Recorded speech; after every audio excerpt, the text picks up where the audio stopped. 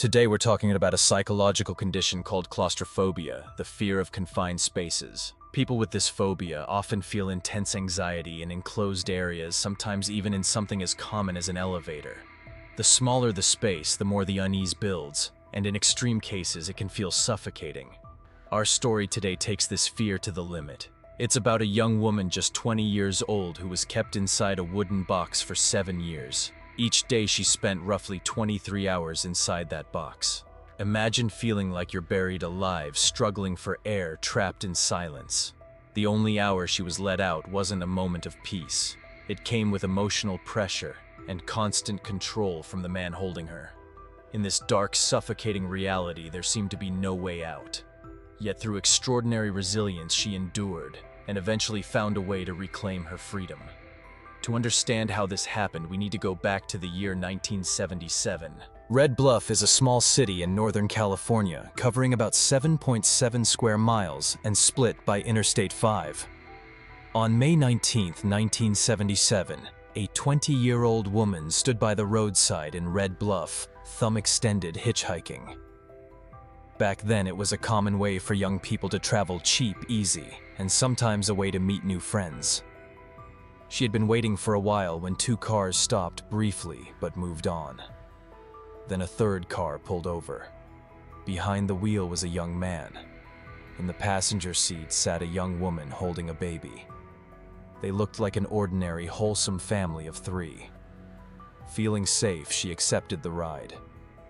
As the miles passed, she let her guard down.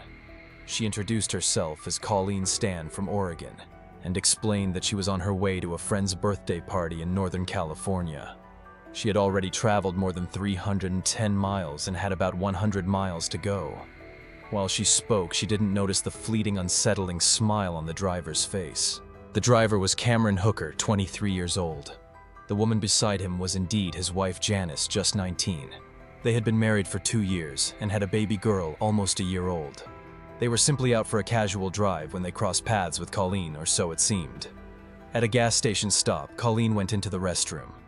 In that quiet moment, a voice in her head told her, "Run, don't go back."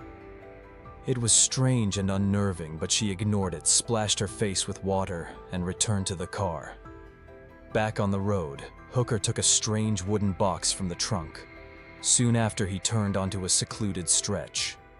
The car came to a stop. Before Colleen could react, a knife was held close. Out in the empty countryside with no one in sight, she had no chance to escape. Hooker placed the wooden box over her head and locked it in place. This was no ordinary box. It was designed to block out light and sound completely. With it on, Colleen couldn't see, couldn't hear, and even breathing became a struggle. After a bumpy ride, Colleen was taken by Hooker to the basement of his home on Oak Street in Red Bluff. When the wooden box over her head was finally removed, she saw light for the first time in what felt like forever. For a brief moment, she thought the nightmare might be over. But in truth, what lay ahead was the beginning of a 7-year ordeal. Hooker placed a custom-made head covering over her, securing it tightly so she couldn't see. He gagged her so she couldn't call out. Then he restrained her hands overhead to a steel pipe along the ceiling. Colleen could only let out muffled sobs. While she was standing there, she heard strange noises nearby. Through a small gap in the covering over her eyes, she caught a glimpse of Hooker and his wife together, seemingly ignoring her presence. On the floor, she noticed a magazine with a photograph of a woman bound a scene disturbingly similar to what she was experiencing. Afterward, Hooker brought out a long rectangular wooden box, more like a homemade coffin, except for a few small holes drilled into the sides for air. He placed Colleen inside, fastening her hands and feet to the box's frame before closing the lid and walking away. In the pitch-black, cramped space, fear and hopelessness surrounded her. She wished it were only a bad dream she could wake from. But the weight of the restraints and the ache in her arms told her the harsh truth: she was in real danger. Colleen endured each long night in darkness. Early the next morning, Hooker returned. Without saying a word, he strapped her to a metal frame, her arms and legs fixed to each corner. Then he left, leaving her restrained for hours. By the third day, Hooker came back and subjected her to further intimidation and rough treatment. In the days that followed, the pattern continued. She was given only one meal a day and a small amount of water. Even her access to the bathroom was tightly controlled. Over time, Hooker's methods became more extreme. He denied her clothing, confined her to the wooden box for long periods, and frequently restrained her in different positions. Sometimes he would submerge her briefly in cold water, or find other ways to instill fear and exert control. Within a month, Colleen had lost over 20 pounds. In the first 5 months, her life became a cycle of confinement and constant stress. Most of the time, Colleen was kept in the wooden box, sometimes for several hours at a stretch. It was an unbearable situation, especially for someone just 20 years old, but she was determined to survive. To do that, she realized she had to appear compliant, all while imagining ways she might escape if an opportunity arose. But Hooker was prepared. He told her something that crushed her hopes. "I'm not just one person. I'm part of an organization called The Company. They run an underground network and have members everywhere in neighborhoods, in the police, even in government. They're watching all the time. If a captive ever tries to run, they'll find them, bring them back, and make them regret it. And they won't just stop with you, they'll go after your family. They're watching you right now. If you try to run, you and your family will be finished."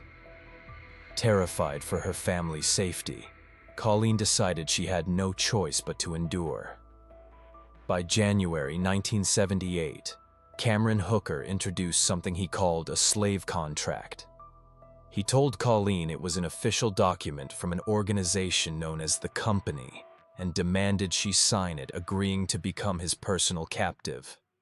The terms were chilling. Her body and soul were to be considered his property, her identity erased, replaced with the codename K. She was forbidden to speak without permission, and had to address him as master.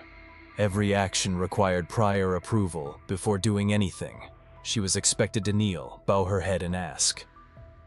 Faced with such a document, Colleen wanted nothing more than to refuse. But when Hooker threatened the safety of her family, she realized she had no real choice but to comply. People might wonder, how could his wife Janice possibly tolerate such disturbing behavior?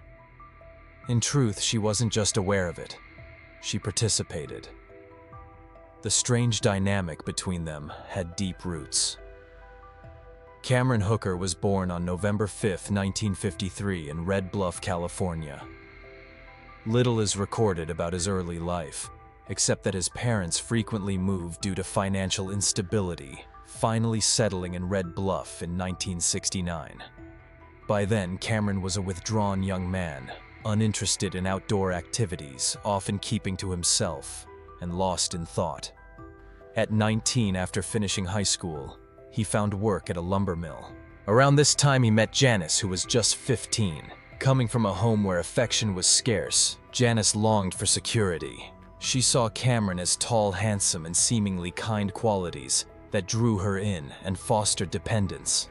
But their relationship soon took an unusual turn. One day, Cameron asked, "Can I tie you up with a harness and hang you from a tree?" Most people would be alarmed, and at first Janice refused.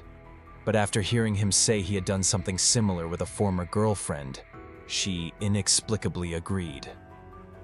Cameron carried out the act and engaged in unsettling behavior while she was restrained. Though Janice was frightened, Cameron quickly soothed her with charm and sweet talk. In the days that followed, he pushed those boundaries further. By 1975, they were married. Their relationship remained far from ordinary. Janice often ended up injured but stayed loyal, unwilling to leave, and even hoped to have children with him. However, because of his increasingly extreme behavior, pregnancy and carrying a baby to term became difficult. Cameron used this to his advantage. He told her, "You can have a baby, but I need someone else to take my frustrations out on. That way you'll feel safe while you're pregnant." Janice agreed on the condition that he would never have a physical relationship with that slave. So they began searching for a target.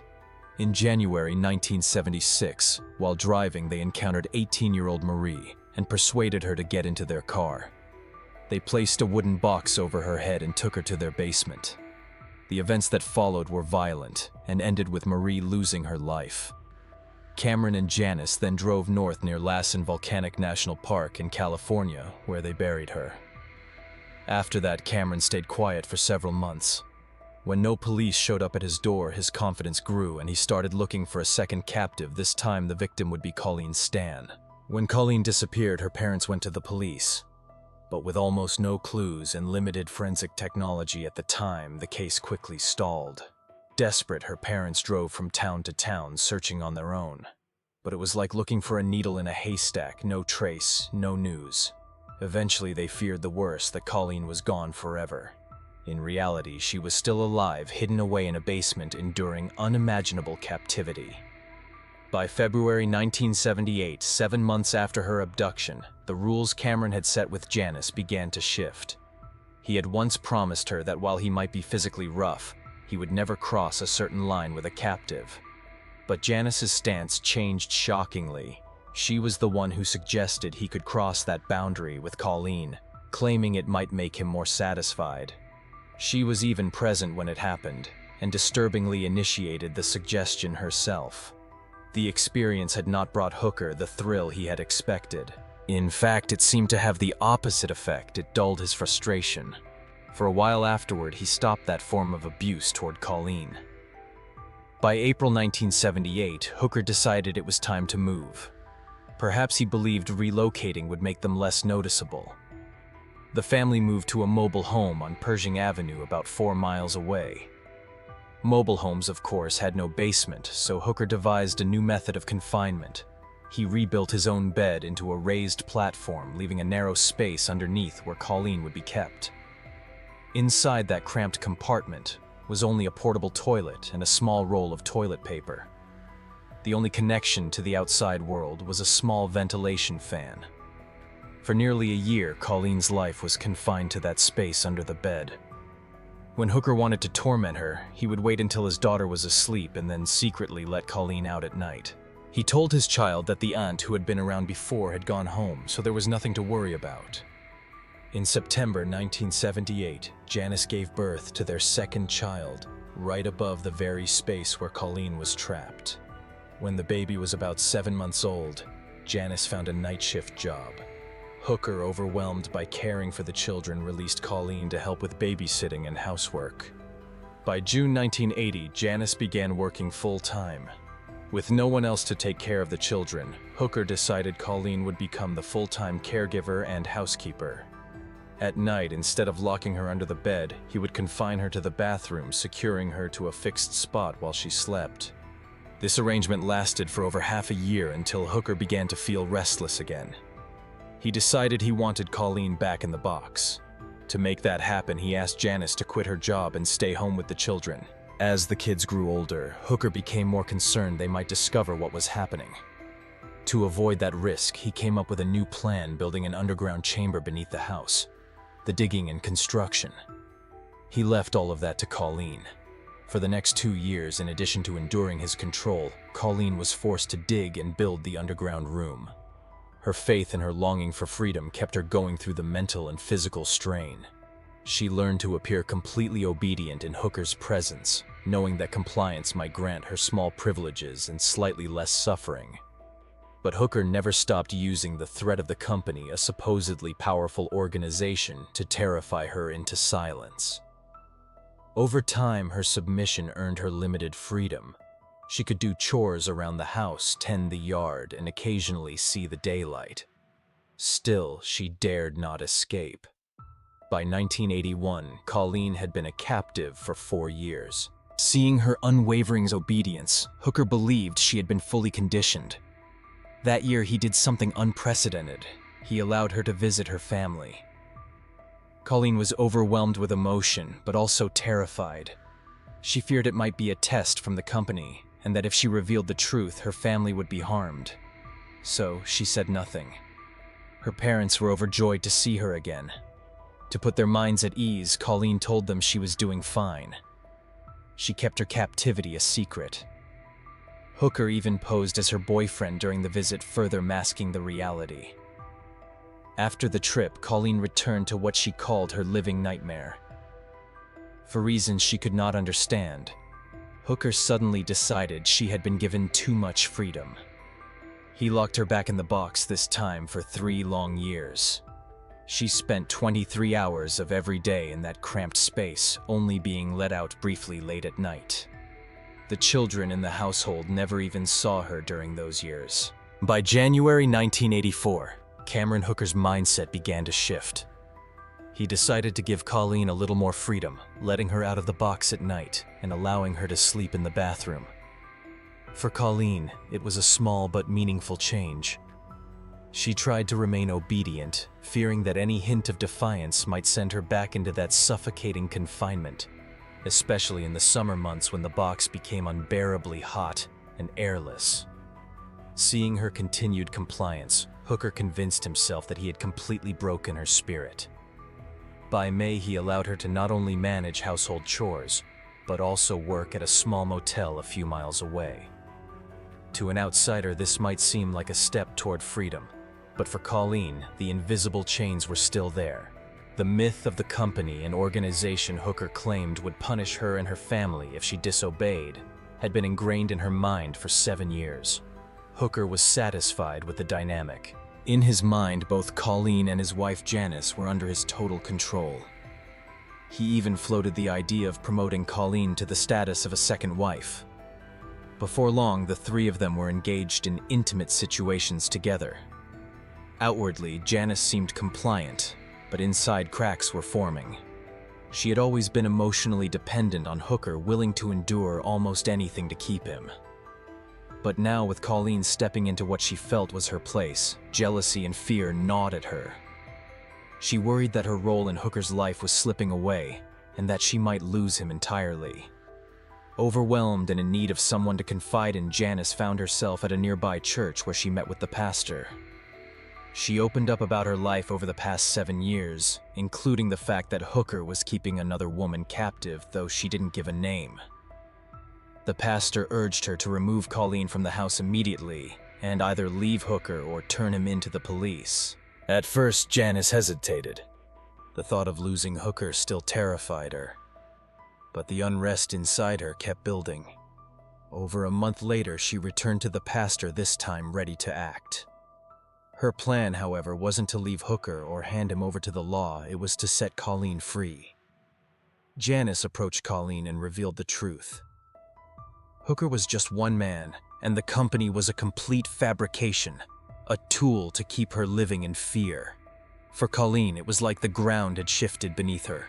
For years, she had obeyed every order, never attempted escape, all to protect her family from an organization that didn't even exist.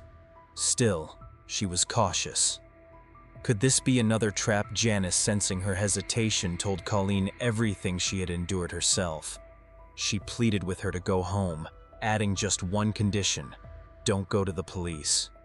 After a night of reflection, Colleen made her decision. The next day, once Hooker had left for work, Janice drove her to her parents' home. She even called Colleen's family, telling them their daughter was coming and asking if they could send a little money for the trip.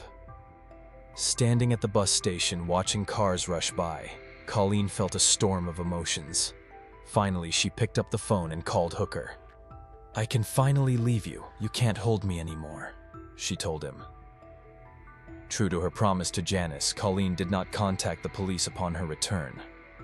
Meanwhile, Hooker was left rattled, fearing exposure in prison. But Janice reassured him, at least for now. Colleen had sworn not to report him.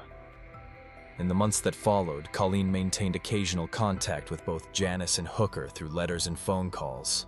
Janice reassured her that Hooker had changed, claiming he had gotten rid of all the cruel devices from the past and was trying to start over. But the truth was, Hooker's disturbing nature remained intact, and so did the tools.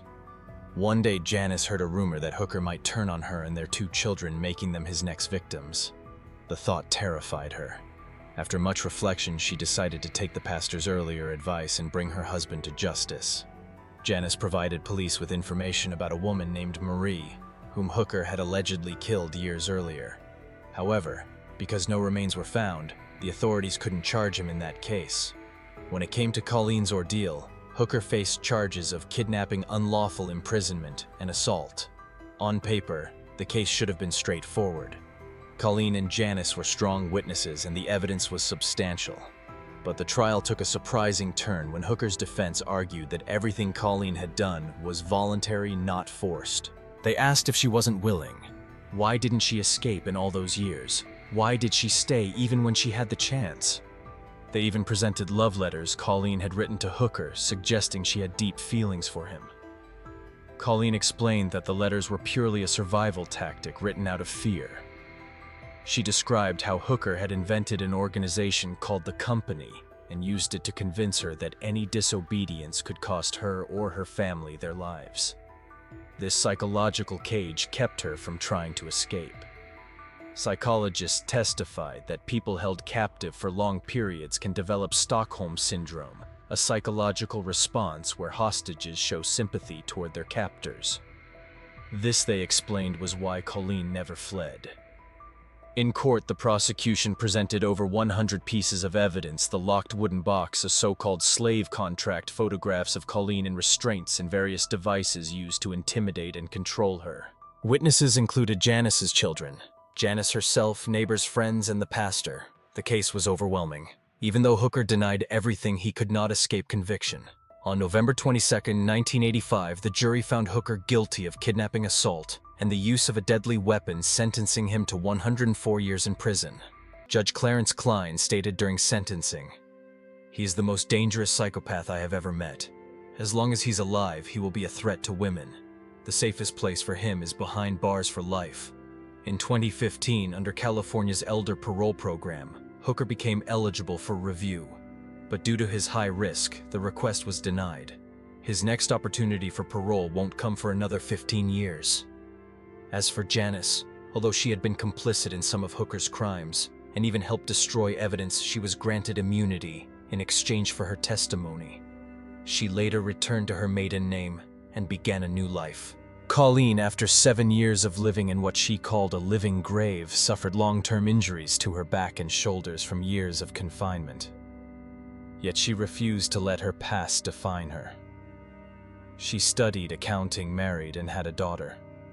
She became active in women's advocacy groups, helping victims of abuse rebuild their lives. From time to time, she also gave speeches sharing her journey and offering hope to those facing hardship. In 2009, she published her memoir, The Simple Gifts of Life, recounting her experience and recovery, while urging young women never to hitchhike alone. The 104-year sentence closed a dark chapter in Colleen's life, but it could never erase the scars left by 7 years of psychological and physical captivity. This was not just the story of a manipulative criminal and his victim. It was a chilling example of how deep psychological control can run and the lasting impact of abuse. Yet even in the darkest of times, there was light. Janice, once a submissive and fearful wife, found the courage to act, helping Colleen reclaim her freedom. And Colleen, with unshakable resilience, transformed her pain into purpose, fighting for justice and inspiring others. Her story is not only one of survival, but also of forgiveness, healing, and the strength to rise again. Though the emotional scars may never fully disappear, Colleen proved that even after the most harrowing experiences, it's possible to find light and live a meaningful, fulfilling life.